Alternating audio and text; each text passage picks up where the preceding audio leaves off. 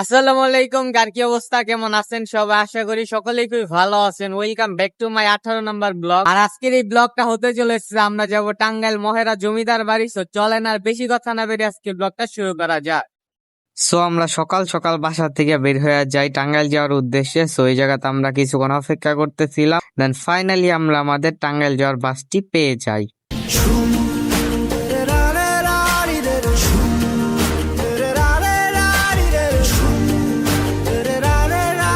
আর finally আমরা টাঙ্গাইলের পাকুল্লা চইলা আসি।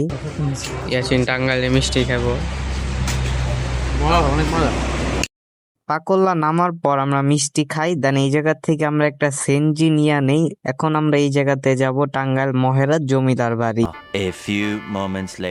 ফাইনালি আমরা টাঙ্গাইল মহেরা জমিদার বাড়ি চলে আইছি। আর এই জায়গাটার ভিতরে অনেক সুন্দর। আর এই জায়গাতে শুধু জমিদার বাড়ি না, জমিদার বাড়ি প্লাস এই জায়গাতে পুলিশেরা থাকে, প্লাস এই জায়গাতে তারা ট্রেনিং করে।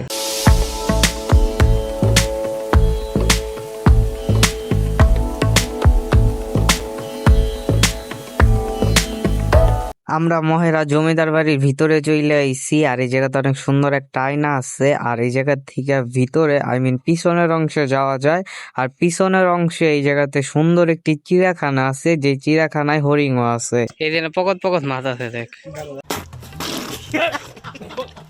মূলত মহেরা জমিদার বাড়ি এর আগে আমি আরেকবার আসছিলাম, এবং এইটা নিয়ে আমার আরেকটা চ্যানেলে ব্লগও আছে। সো যদি আপনারা মেন 3টা রাজবাড়ির ভিতরের অংশ দেখতে চান বা সম্পূর্ণ এটা নিয়ে দেখতে চান, তাহলে ভিডিওটার লিঙ্ক আপনারা ডিসক্রিপশন বক্সে পেয়ে যাবেন। তাই এই ভিডিওতে আমি শুরুর অংশ দেখাইলাম না। সো আমরা ডিরেক্ট ব্যাক সাইডে চলে আইছি মহেরা জমিদার বাড়ি। আর আমরা পিছনের সাইড সম্পূর্ণ ঘুরে ফেলাইছি। ওই জায়গাতে ভিডিও করার মতো তেমন কিছু নাই, তবে আড্ডা দেওয়ার মতো অনেক সুন্দর জায়গা আছে।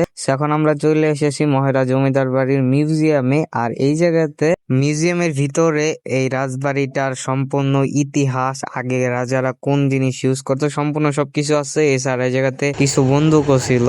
এই যে কাশারি যেটা দোয়া, তারপরে খাইতো মাইতো পূজা করতো, গানুন তো ওই দিনে টয়লেট করার বদনা।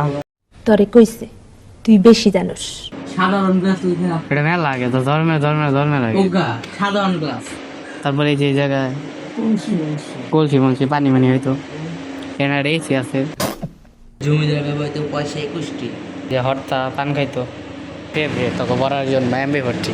এখানে পিস্তল আছে, এটা কামান।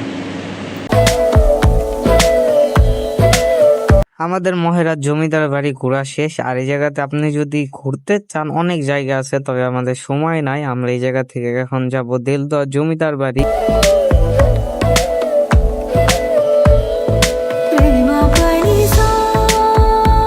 সো ফাইনালি আমরা দেলদুয়ার জমিদার বাড়ি চলে আইছি। আর এই জায়গায় জমিদার বাড়ির ভিতরে ঢোকা যায় না, তবে বাহিরে একটা মসজিদ আছে। গুগলের মতে এই মসজিদটার বয়স 300 বছর কিংবা 400 বছরের উপরে হবে। যাই হোক, আজকের এই ব্লগটা ছিল এই পর্যন্তই। আর আমি কোনো প্রফেশনাল ব্লগার না যে সম্পূর্ণ আপনাদেরকে খুঁটিনাটি বিস্তারিত দেখাবো। আমি আমার মতো করে দেখছি এবং আপনাদেরকে দেখানোর চেষ্টা করছি। দেখা হবে নেক্সট ব্লগে। ভালো থাকবেন, সুস্থ থাকবেন, আল্লাহ হাফেজ।